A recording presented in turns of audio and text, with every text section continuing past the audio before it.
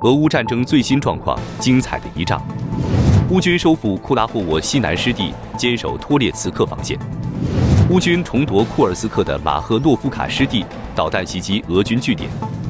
在布良斯克空袭俄军驻地 ，FPV 首次摧毁沙赫德无人机。乌军袭击俄最大炼油厂，1000公里外俄军机场遭袭。乌军打击俄对欧天然气管道，欧盟拟新制裁。乌军第3突击旅在哈尔科夫击退俄装甲纵队。乌克兰无人机温彻斯特追击俄军，比步兵更强悍。库尔斯克俄军重启人海战术，乌克兰已用集束炸弹应对。乌军俘虏2名投降朝鲜士兵。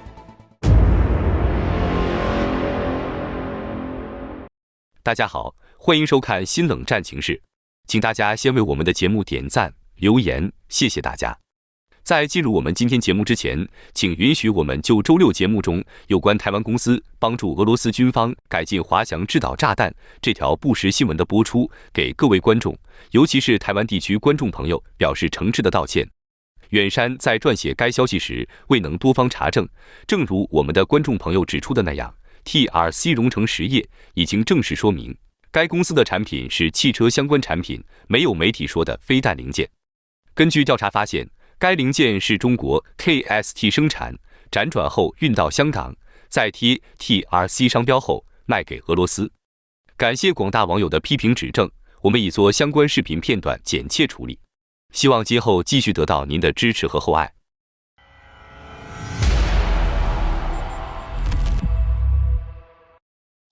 2025年1月12日，俄乌战争进入第1054天，让我们来看最新前线状况。据报道，俄罗斯恩格斯油库大火已持续5天无法扑灭。1月8日凌晨，乌克兰无人机远程奔袭了俄罗斯空天军的恩格斯2空军基地的超级特种航空油库后，大火伴随爆炸，截至到目前仍在燃烧。驻扎在恩格斯2空军基地的图160飞机需要 T8V 品牌的特定高密度燃料，它是用特殊方法生产的，而且俄罗斯联邦的其他所有工厂都无法生产它。如果储存 T8V 燃料的油罐受到影响，这可能会降低图160的活动能力。乌克兰武装部队总参谋部称，此次袭击导致占领者战略航空兵的后勤面临严重问题，其对乌克兰进行攻击的能力也将下降。回到战场上来，在库拉霍夫方向，乌克兰武装部队重新控制了西南部的泽莱尼夫卡，并在附近的森林中俘虏了一群俄罗斯人。看起来在得到增援之后，库拉霍夫方向的乌军已经开始局部反击了。库尔斯克前线苏贾附近的乌军向马赫诺夫卡推进2公里后，随后俄军发起了反攻浪潮。俄罗斯军队改变了战术，在进攻中依靠绝对的人数优势，派出80人左右的小组持续攻击。乌克兰部队通过精确的海马斯打击和 FPV 无人机打出了精彩的歼灭战。在另一个方面，乌军第95空突旅将俄罗斯部队赶出波赫列布基村。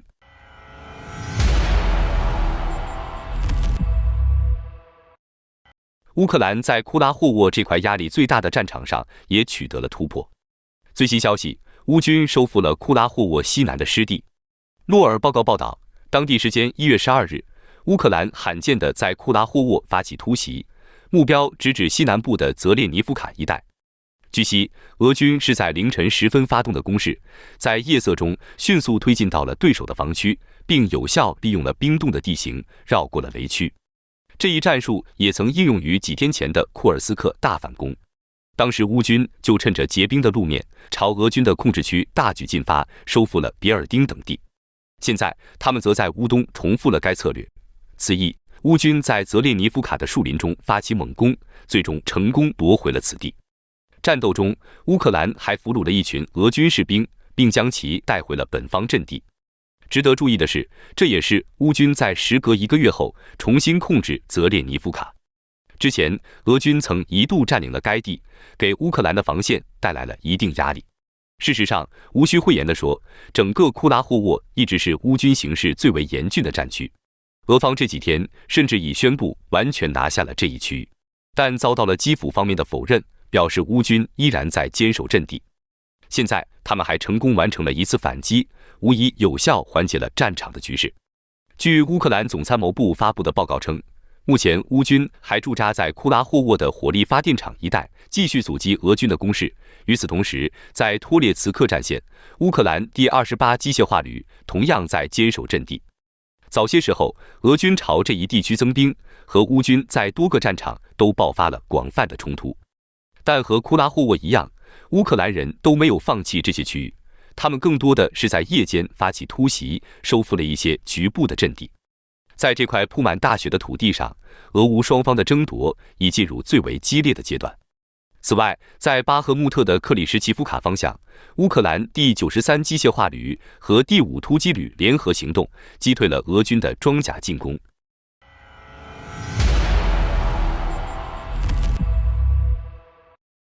乌克兰在库尔斯克的行动还在继续进行，他们朝俄军阵地发动了更多的袭击。最新消息，乌军收复了马赫诺夫卡一带的失地。图片报报道，当地时间1月11日前后，在乌克兰反攻库尔斯克的同时，俄军也试图向乌军的控制区推进，但他们的行动遭到了乌克兰方面的强烈阻击，双方一度在苏贾周围展开激战，俄军发起了常用的装甲攻势，而乌军则在无人机和火炮的支持下，成功打退了俄军的进攻，击毁了对方多辆坦克装甲车。现场画面显示，乌克兰阵地的前沿已散落了大量的装甲残骸，可见战斗之激烈。随后，乌军还趁势发起了局部的反攻，快速向马赫诺夫卡一带突击。他们推进了2公里左右，收复了数个据点，并开始清理俄军的防御阵地。战斗中，他们还发射了海马斯导弹。截至目前，乌克兰已将俄军全部赶出了附近的森林区，正在构建新的防线。现在距离1月20日只有不到8天了，这是俄方最新划定的击退乌军的期限。但从战场情况看，短期内把乌克兰打出库尔斯克还是不大可能。如今，乌军在这块俄罗斯领土的活动仍处于相当活跃的状态。自去年8月攻入库尔斯克以来，他们已很好地利用了这块缓冲区的价值。实际上，之前俄军曾设定了数个期限，分别准备在去年10月乃至2024年年末打退乌军，但最终都没有实现。乌克兰人还是在库尔斯克完成了跨年，预示着2025年对这块俄罗斯土地的争夺还会更加激烈。另一方面，乌克兰对俄罗斯亚速海一带的袭击有了更多的后续传来。据悉，在周六凌晨的攻势中，乌军重挫了俄军的多个港口，其中新罗西斯克的码头更是被7架无人机击中，引发了不小的爆炸。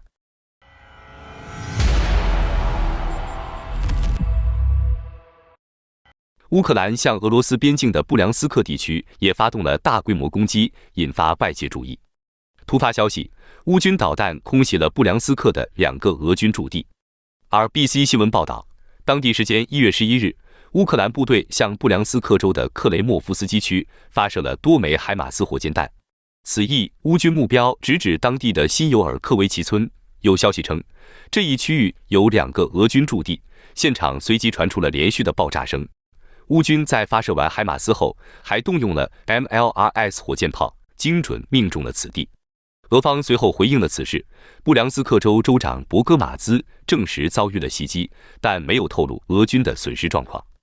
不过，从现场披露的画面看，该地已遭到了严重破坏，多栋建筑物都毁于一旦，地面上也能发现散落的武器残骸。与此同时，在俄乌前线战场，乌军很可能又击落了一架沙赫德无人机。视频中，乌克兰第47旅用 FPV 无人机就打掉了俄军的这架沙赫德，目前该消息还在确认中。如果最终得到证实，这将是物美价廉的 FPV 首次击落造价高昂的沙赫德，双方的价格差距约有20倍。不过，现在乌军用无人机击毁俄军的高价值设备，已经不再令人意外了。之前他们的无人机就曾打掉俄军的直升机，甚至是防空系统，价格从数千万到上亿美元不等。话音未落，乌军第45旅的炮兵部队就在前方用海马斯集束弹药击毁了俄军的萨姆防空阵地。近来，乌克兰击毁的俄军防空系统数量已快接近10套了。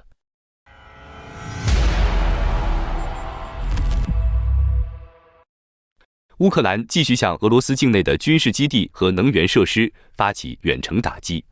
最新消息，乌军空袭了俄罗斯最大规模之一的炼油厂。开源情报防御者报道，当地时间1月11日夜间，乌克兰向俄罗斯的达达斯坦地带发射了无人机攻击群。此役无人机直指夏卡姆斯克附近，率先打向了该地的塔纳科大型炼油厂。场内随即响起连续不断的警报声，伴随着无人机强烈的轰鸣和俄军的防空系统展开交火，持续了近2个小时。目击者声称，在炼油厂周围听到数起爆炸，并表示该厂的员工已在紧急撤离中，场内人声嘈杂，和无人机的攻击声混合成一片。随后，社交媒体上还流传出不少现场的视频，画面中的塔纳科炼油厂燃起了大火，大量浓烟正弥漫在城市的上空。俄方不久后回应了此事，但否认炼油厂遭到破坏，还强调火灾的画面是来自于厂内的安全演练。不过，这并没有打消外界的质疑，因为紧接着乌军的无人机还袭击了附近的夏卡姆斯克机场，导致其被迫紧急关闭。值得注意的是，该机场距离乌克兰边境已超过了1000公里，这很可能也是他们的无人机在2025年第一次发动上千公里的打击。而塔纳科炼油厂的地位则更为特殊，它还是俄罗斯境内规模最大，也是最现代化的能源基地之一。目前，该厂的年产油量已超过了1600万吨，是俄军重要的战略目标。但现在，它则遭到了乌克兰方面的猛烈袭击。实际上，早在去年4月，乌军的无人机就曾重挫了塔纳科炼油厂，给俄军的燃料供应造成极大的影响。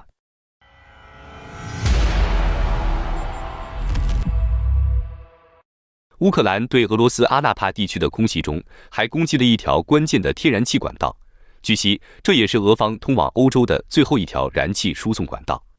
ISW 战争研究所的报告称，乌军之前对俄罗斯海域城市阿纳帕的攻击，重点目标是当地的 Turkstream 天然气运输站。现在还无法确定该站的遇袭状况，但早些时候在阿纳帕的多地都传出了不同程度的巨响。更为关键的是，俄罗斯通往欧洲的最后一条天然气管道就是在阿纳帕，这也让乌军的袭击引发了国际关注。在2025年1月1日，乌克兰就正式终止了俄天然气的过境协议。现在，如果阿纳帕的燃气管道再被破坏，那就意味着莫斯科和欧盟的能源联系已开始走向终结。实际上，俄乌战争以来，欧洲和俄罗斯的能源关系早已减弱，欧盟大多数国家已不再依赖莫斯科的能源供应。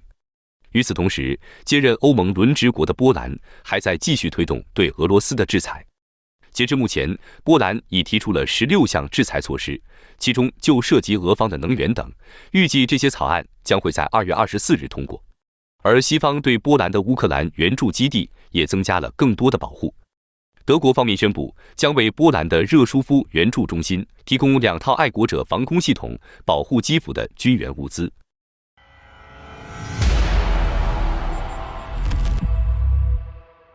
乌克兰第3独立突击旅击退了俄罗斯占领者突破哈尔科夫地区阵地的企图。据该旅的新闻处称，1月8日和9日，第41师在哈尔科夫布罗迪附近发生了一场几乎全部由坦克发起冲锋的战斗。在与第3突击旅的这次战斗中，俄罗斯人损失了20个单位的装甲装备。1月8日和9日，俄罗斯占领者红旗第1坦克军、列宁第4近卫坦克团的部队一起逼近了乌克兰第3突击旅的阵地，以希望突破我军的防守。该旅说，第3突击旅对敌人给予了热烈欢迎。在第一次冲锋中，部分俄军车辆被 ATGM 命中摧毁，装甲运兵车和坦克被迫冲下道路，驶入田野躲避炮击，又被地雷炸毁。随后，乌克兰又出动 FPV 无人机，开始攻击幸存的俄军车辆。我们摧毁了浮桥道口，俄军坦克沉到水中，敌人的步兵被无人机和大炮猛烈轰炸，幸存的残兵败将四散逃回。该旅说，敌人又重复了几次突击尝试，同时从4个方向派出装甲部队发起突袭。他们的步兵被不断杀死，装甲车和坦克被 ATGM 和无人机不断摧毁。等到占领者的这些装备耗尽后，一切都沉寂了下来。该旅补充道。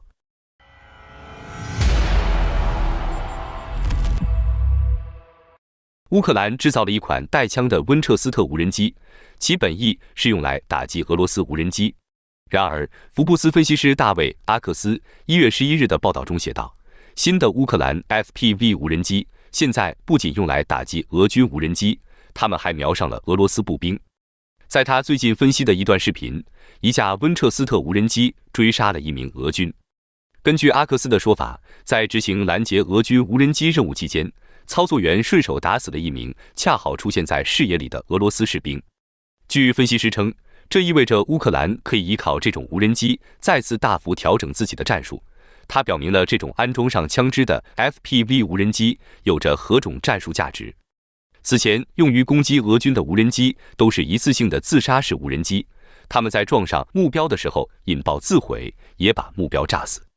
但这款配备了霰弹枪的温彻斯特无人机是可重复使用的无人机，可以反复执行作战任务。分析师指出，这种无人机用于对付步兵几乎只有一个缺点，由于射击分散，需要在近距离射击效果最好。在这个距离上，它可能容易被俄军士兵使用枪支击中，但只需要把适合远距离射击的枪支安装在这种无人机上就好。阿克斯指出，乌克兰无人机正在使用人工智能进行训练，其自杀式无人机击中目标的概率已经从2023年的 50% 提升到2024年的 80%。使用无人机射击俄军士兵也需要进行类似的训练，但提高射击精度应该很快。这很有可能解决乌克兰缺乏步兵的问题。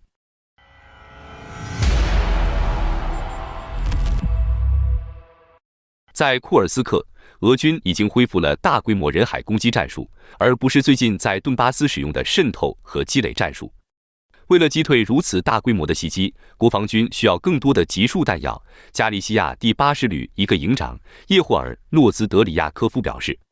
他们的策略现在已经改变了。如果以前他们是小团体渗透，2人一组拖着武器摸到乌军阵前潜伏下来，等积累到一定人数再发起突击，现在他们又开始成群结队的冲锋，就像2战中一样，一次20至30人疯狂冲击。